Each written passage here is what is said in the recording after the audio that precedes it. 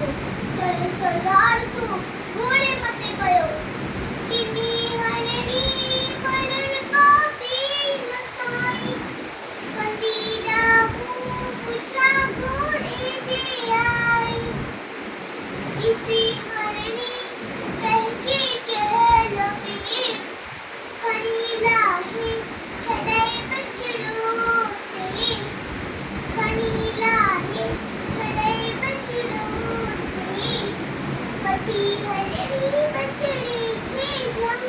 में तो सरदार बोलो घर में ने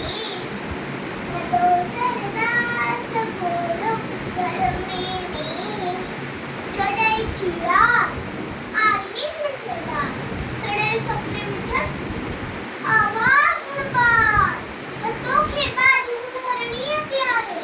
उन्हें आवाज तो के मिलंदी बादशाह है उन्हें आवाज तो के मिलंदी बादशाह है दड़िया बड़ी उनाते हेड़ो कराम कयो जो सरदार जल्दी बादशाह थियो दड़िया बड़ी उनाते हेड़ो कराम कयो जो सरदार जल्दी बादशाह थियो जो सरदार जल्दी